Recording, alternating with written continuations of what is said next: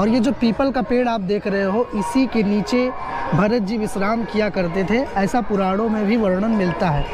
ये भरत कुंड में 27 तीर्थों का जल है। ये भगवान के लिए, राजाभिषेक के लिए राजा दशरथ जी महाराज मंगाए थे। तो दोस्तों, आपको अब उस गुफा में लेके चलने वाले हैं हम, जहाँ पर भरत जी ने तपस्या किया था 14 वर्ष तक।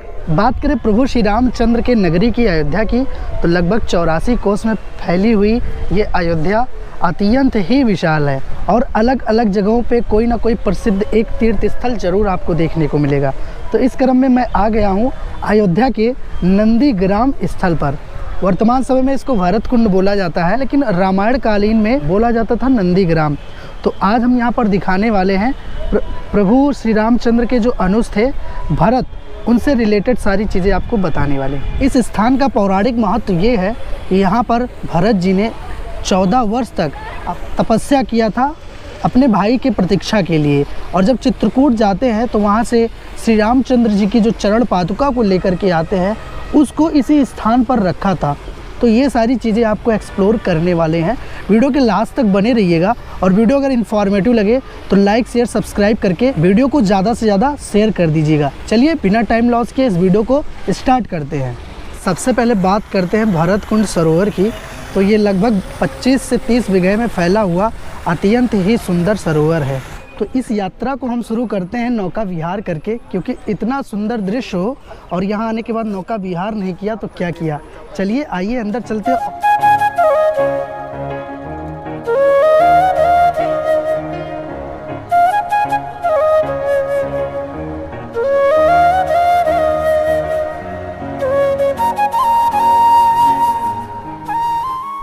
और ये पूरा परिसर आप देख सकते हो हमारे भरत कुंड का है, अत्यंत ही सुंदर और विशालकाय है। आप जब भी आइए तो यहाँ दर्शन करने के लिए ज़रूर आइएगा।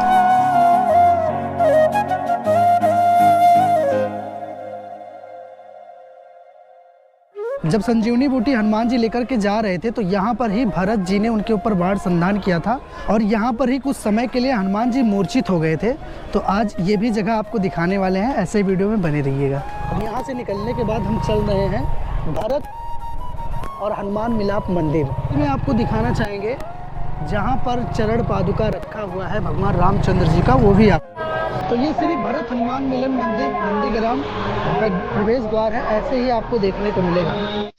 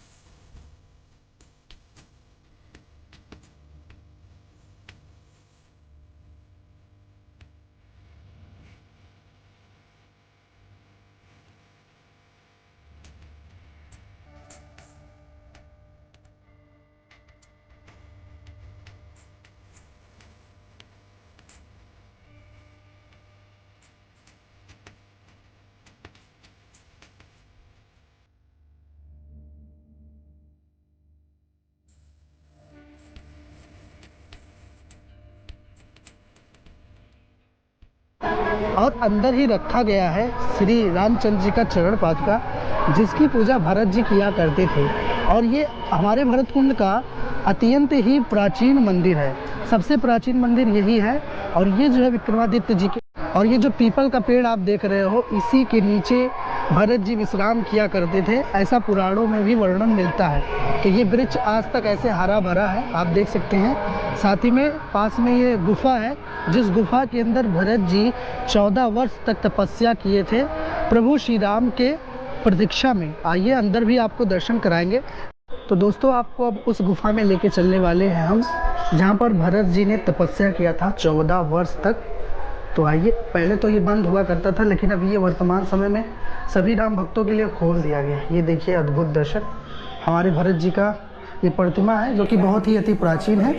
और यहाँ पर महाराज जी का पूजा पाठ हम करते हैं। तो महाराज जी, जय श्री राम।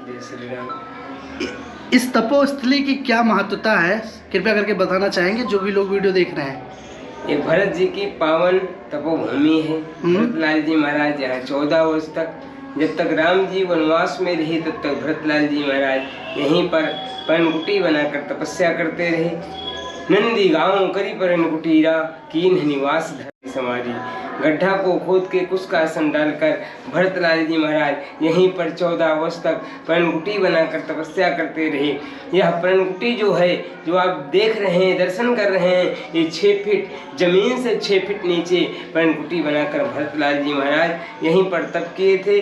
अब पादुका के लिए सिंहासन ते पादुका बैठाए, निपा पादुका को सिंहासन दिया और अपने जमीन से नीचे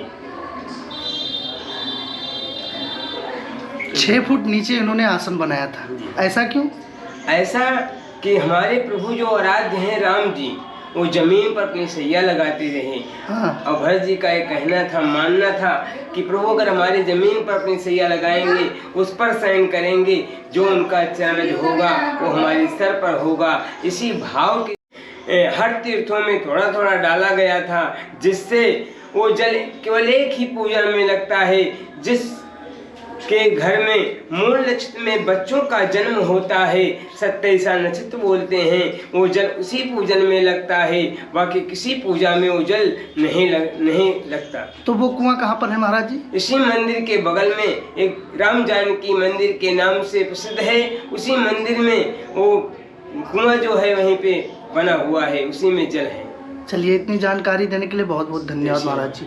जो है, तो महाराज जी के मुख से सुना आपने कि हमारे नंदीग्राम स्थल का क्या महत्व है। चलिए आगे चलते हैं और वो कुआं दिखाते हैं जहाँ पर 27 तीर्थों का जल संग्रहित करके रखा हुआ है। दोस्तों, एक ऐसा स्थान नंदीग्राम है जहाँ पर कल्की जी के अवतार को दर्शाया गया है।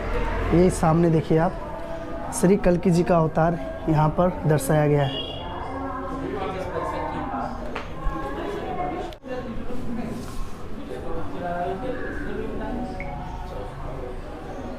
भरत जी की अद्भुत प्रतिमा स्थापित है अंदर। तो दोस्तों, यहाँ पर आप देखो कि बाढ़ से गिरे हनुमान जी, मतलब जब भरत जी ने बाढ़ संधान किया था हनुमान जी के ऊपर, तो इस स्थान पर वो गिरे थे संजीवनी बूटी को लेकर के। तो आज के पीरियड में वो कुछ इस तरीके से बनाया गया है, इसका भी आप दर्शन कर सकते हैं। तो दोस्तों, अभी हम वहाँ चल रहे हैं जहाँ पर 27 तीर्थों का जल एकत्रित करके कुएँ में रखा गया है। तो वो एरिया पड़ता है इस साइड, राम जानकी मंदिर है वहीं पर पड़ता है। चलिए इस मंदिर का गेट कुछ इस तरीके से देखने को मिलेगा। अभी अंदर चलते हैं उस कुएं के पास जहां पर जल को संग्रहित करके रखा गया। बहुत ही बड़ा एरिया है, यहाँ पर देख सकते हो चारों तरफ। अभी वहाँ पर पीपल के नीचे कुआं है, देखने को मिल गया। तो आइए आपको भी दिखाते हैं। बस वीडियो को ज़्यादा से ज़्यादा शेयर कर दीजिएगा ताकि और लोग भी यहाँ पर दर्शन करने के लिए आएँ।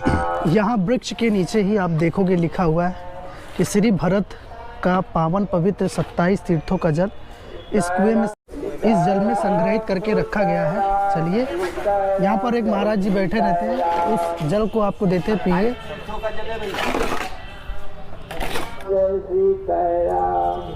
ये भरत कुंड में 27 तीर्थों का जल है। ये भगवान के लिए, राजाभिषेक के लिए राजा दशरथ जी महाराज मंगाए थे।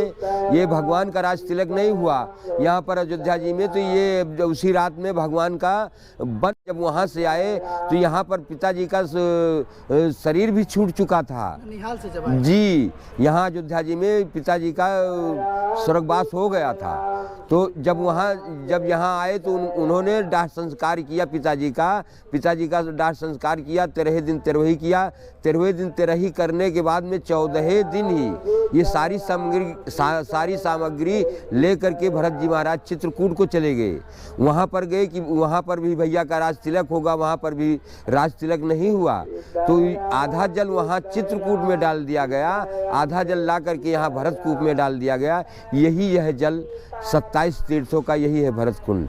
तो आज तक ऐसे ही जल जी ऐसे ही चल रहा है। हाँ, इसमें कोई कमी नहीं आई बल्कि बढ़ोतरी हुई। ये जल देखिए ना कितना सुंदर जल है। अलग से इसमें पानी नहीं भरा जाता है, अपने नीचे से निकलता है। जी हाँ, नीचे से ही आता है। जैसे पहले बावली में आता ना वैसे ही आ रहा है आज भी। बहुत बहुत धन्यवाद इतनी जानकारी देने के लिए। बहुत। दोस्तों, ऐसा कहा जाता है हमारे रामचंद्र जी जो है वनवास के समय दक्षिण दिशा में गए थे, इसलिए भरत जी की जो मूर्ति है ये दक्षिण मुखी है। यहाँ पर देखिए आप, अद्भुत महिमा है। हर मंदिर में आपको देखने को मिलेगा उत्तर दिशा या अन्य दिशा होता है, पश्चिम दिशा, लेकिन यहाँ पर देखने को मिलेगा भरत जी की जो मूर्ति है वो दक्षिण दिशा को बनाई गई है। और ऐसा कहा जाता है कि हमारे रामचंद्र जी जो है दक्षिण दिशा में ही वनवास को काटने के लिए गए थे। और ये बट वृक्ष है, यहाँ पर ही बैठ करके जो है हमारे भरत जी ध्यान वगैरह किया करते थे, यहाँ पर ही बैठ करके। इस बट वृक्ष की ऐसी महिमा है। तो दोस्तों, आज के ब्लॉग में मैंने आपको दिखाया अयोध्या का नंदीग्राम, जो कि बहुत ही ज़्यादा प्रख्यात है और हमारे रामायण में भी इसका बहुत बड़ा महत्वपूर्ण स्थान माना जाता है। तो चलिए इस ब्लॉग को यहीं पर एंड करते हैं। आई होप ये ब्लॉग आपको इन्फॉर्मेटिव लगा हो। ब्लॉग इन्फॉर्मेटिव लगा हो तो कर दो एक लाइक और चैनल को कर दो सब्सक्राइब और वीडियो को ज़्यादा से ज़्यादा शेयर कर दीजिएगा। चलिए मिलेंगे किसी और ऐसे बेहतरीन ब्लॉग में, तब तक के लिए आपको सादर भरा जय श्री राम। Take care.